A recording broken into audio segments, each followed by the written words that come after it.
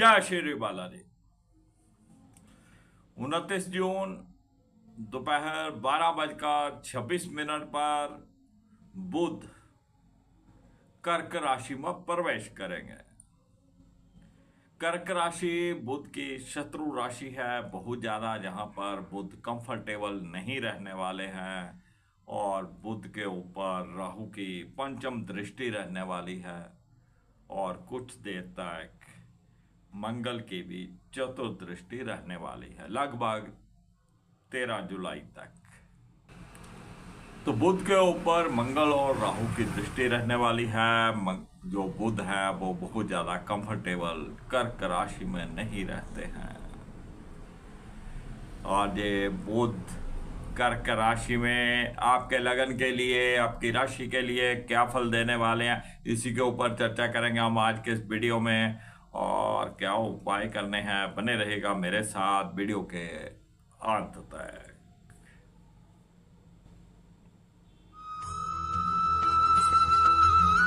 मैं राकेश वशिष्ठ आप सबका स्वागत करता हूं। बात कर रहे हैं बुध के गोचर की, जो कि कर्क राशि में होने जा रहा है। और सर्वप्रथम बात करेंगे मेष लग्न की। मेष लग्न के लिए बुध तृतीय और छठे भाव के स्वामी होते हैं, जिसे बहुत ज्यादा शुभ ग्रह नहीं माना जाता और चतुर्भाव में गोचर करेंगे और इसके ऊपर राहु की दृष्टि रहेगी, मंगल की दृष्टि रहेगी। छोटे भाई बहनों के साथ संबंध बहुत ज़्यादा मधुर नहीं रहने वाले हैं। कभी वो आपका कहना मान लेंगे, कभी वो आपको इग्नोर कर देंगे और उनका सहयोग कभी मिल जाएगा, कभी नहीं मिलेगा। तो मिला जुला यहाँ पे प्रभाव रहने वाला है। तो आपको स्वयं प्रयास करना है कि छोटे भाई बहनों के साथ आपके संबंध खराब नहीं हो और आपको अपने दोस्तों, मित्रों और अड़ोसी पड़ोसियों के साथ भी संबंध बेहतर रखने हैं। छठे भाव का स्वामी होकर बुध चतुर्भाव में, तो कहीं ना कहीं राहु की दृष्टि भी ऊपर रहने वाली है। तो माता श्री की सेहत में कुछ ना कुछ उतार चढ़ाव जहाँ पे देखने को मिलेंगे और ये भी हो सकता है घर में ग्रह क्लेश की कोई स्थिति बनी रहे, कोई भूमि भवन या वाहन से लिंक्ड कोई भी आपका काम हो, वो कुछ रुकावटें खड़ी हो जाएं या रुक सकता है। तो गले में चांदी की चेन धारण करिएगा, अति उत्तम रहेगा। चलिए वृषभ लग्न की बात करें तो वृषभ लग्न के लिए बुध तृतीय भाव के स्वामी होने के साथ साथ पंचम भाव के भी स्वामी होते हैं और तृतीय भाव में गोचर करेंगे।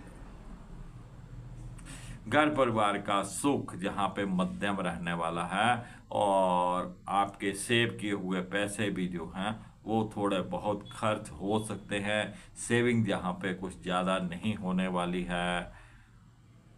और पंचम भाव का स्वामी होकर तृतीय भाव में, तो विद्यार्थी वर्ग को अपनी स्टडीज में थोड़ी जीन जान लगाकर थोड़ी मेहनत की जरूरत है। लापरवाही का समय नहीं है और संतान के ऊपर भी आपको थोड़ा नज़र रखना है। संतान के ऊपर भी जो है लापरवाही नहीं बरती जा सकती। संतान के जो दोस्त मित्र हैं आपके बच्चों के, उनके ऊपर भी थोड़ा नज़र रखने की जरूरत है। लव अफेयर्स में प्रेमी प्रेमिकाओं का रूठना मनाना चलता रहेगा। कोई बहुत ज़्यादा बढ़िया यहाँ पर संकेत नज़र नहीं आते हैं। बस साबुत मूंग की दाल को भिगो लीजिएगा, पक्षियों को डालिएगा, फटकड़ी के साथ कुछ दांत साफ कर लीजिए या फटकड़ी के पानी के साथ आप कुल्ला कर लीजिए। चलिए बात करते हैं मिथुन लग्न की। तो मिथुन लग्न के लिए बुध लगन के स्वामी होने के साथ साथ चतुर्भाव के भी स्वामी होते हैं और द्वितीय भाव में गोचर करेंगे। सेहत में कुछ उतार चढ़ाव हो सकते हैं। सेहत की तरफ आपको थोड़ा अपना ध्यान रखना है। अपनी बोलबानी के ऊपर भी आपको काबू रखना है। आपकी बोलबानी के कारण ग्रह क्लेश की स्थिति उत्पन्न हो सकती है। आपकी बोलबानी के कारण ही कुछ न कुछ समस्याएं घर परिवार में खड़ी हो जाएंगी। तो माता श्री की सेहत में भी कुछ न कुछ उतार चढ़ाव रहने वाले हैं। भूमि भवन और वाहन का सुख मध्यम रहने वाला है। तो आपको कोई प्लॉट खरीदना था, कोई फ्लैट खरीदना था या कोई घर खरीदना था, तो उसके लिए आपको रुक जाना चाहिए। यहाँ पे कोई बहुत ज़्यादा अच्छे संकेत नज़र नहीं आते हैं। बस केसर का तिलक करिएगा, कभी कभार चने की दाल या चावल आपको धर्म स्थान में देने हैं। चलिए बात करते हैं कर्क लग्ना की। तो कर्क लग्ना के लिए बुध द्वादश भाव के स्वामी होने के साथ साथ तृतीय भाव के भी स्वामी होते हैं और लगन में ही गोचर करेंगे। द्वादश भाव का स्वामी लगन में है।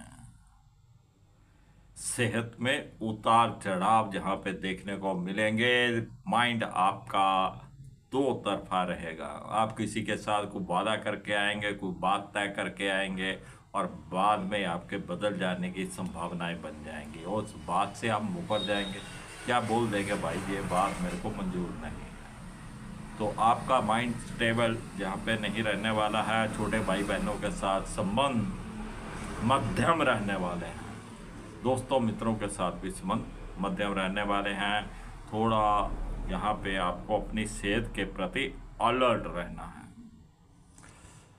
तो काले नीले रंग के कपड़ों का आपको परहेज करना है। इसके साथ साथ आपको कांच के बर्तन का इस्तेमाल नहीं करना है। चलिए बात करते हैं सिंह लग्ना की। तो सिंह लग्ना के लिए बुध द्वितीय भाव के स्वामी होने के साथ साथ एकादश भाव के भी स्वामी होते हैं। दो फिनांस घरों के स्वामी होकर 12वें भाव में गोचर करेंगे। तो घर परिवार का सुख जहां पर नहीं मिलने वाला है। आपकी बोलबानी भी खराब हो सकती है। सेव किए हुए पैसे भी खर्च हो सकते हैं और सेविंग भी जहां पर ना के बराबर होने वाली है। आय के साधन वो भी बहुत भाग दौड़ करके पैदा होंगे। आय से पहले ही खर्चे आपके तैयार रहेंगे।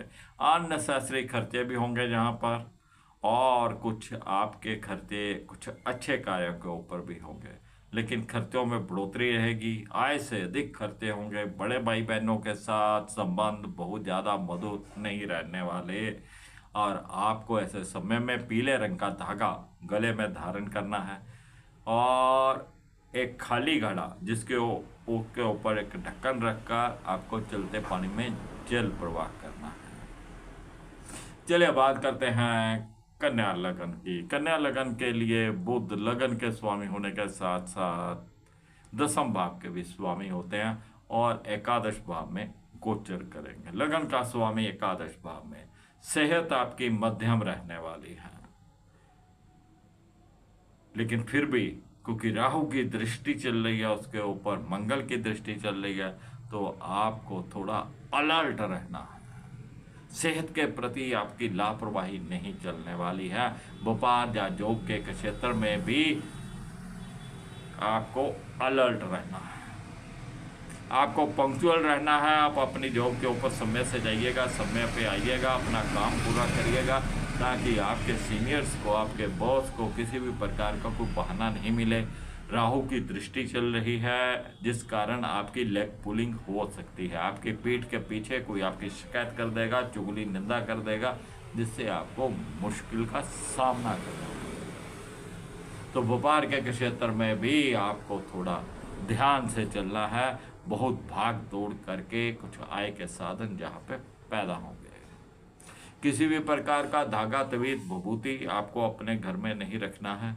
केसर का तिलक करिएगा, अति उत्तम रहेगा।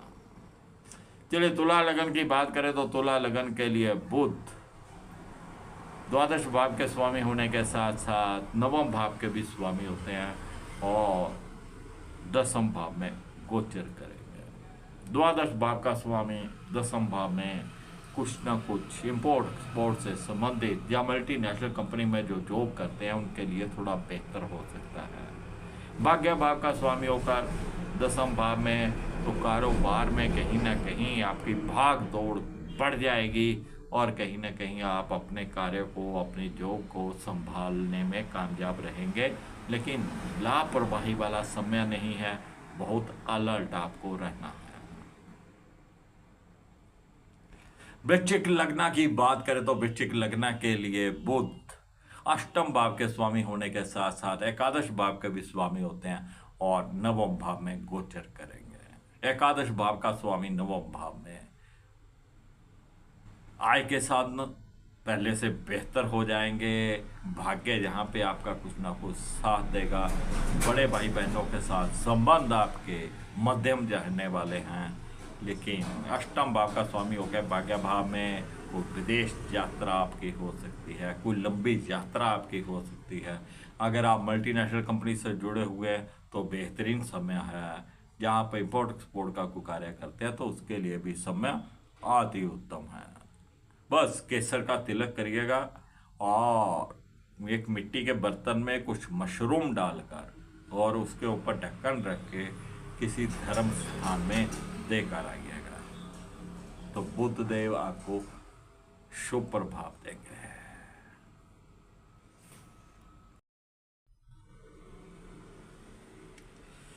चलिए बात करते हैं धनु लग्ना की। धनु लग्ना के लिए बुध दसम भाव के स्वामी होने के साथ साथ सप्तम भाव के भी स्वामी होते हैं और अष्टम भाव में गोचर करेंगे।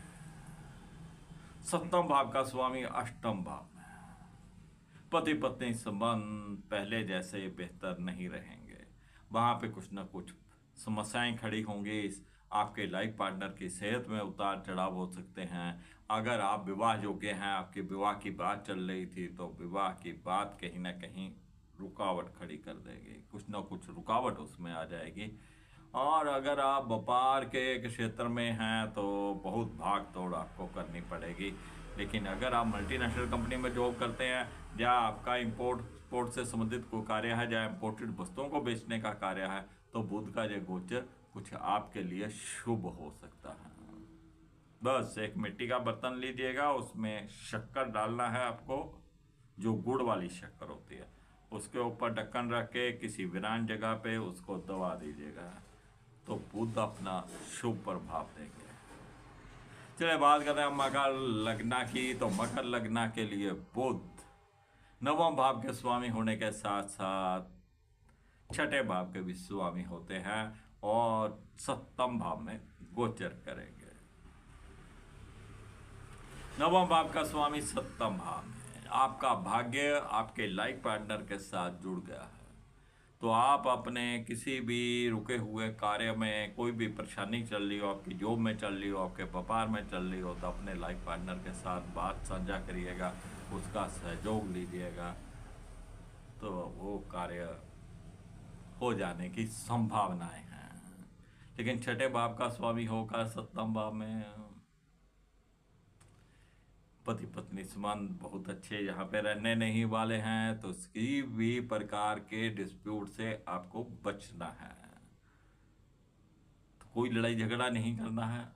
पत्नी की सेहत का ध्यान रखिएगा, लाइफ पार्टनर की सेहत का ध्यान रखिएगा, जरूरत पड़ने पर उनकी सलाह लीजिएगा।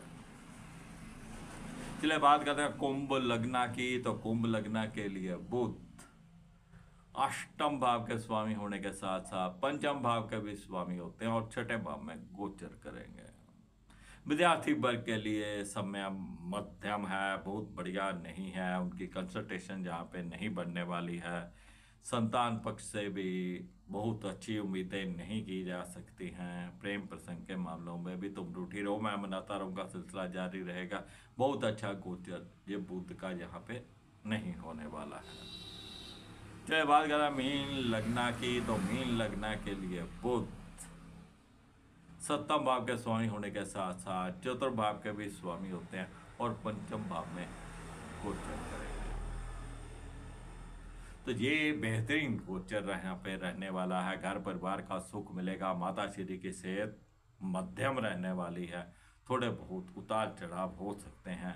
पति पत्नी संबंध पहले से बेहतर रहने वाले हैं। आपसी तालमेल बना के रखिएगा। संतान पक्ष के लिए भी ये समय मध्यम रहने वाला है। और यहाँ पे जो आपके लाइफ पार्टनर है, वहाँ पे कुछ ना कुछ बाहरी लोग मतभेद उत्पन्न करवा सकते हैं, चुगली निंदा करके, कोई टांग खींच कर, तो उनसे आपको बचना है।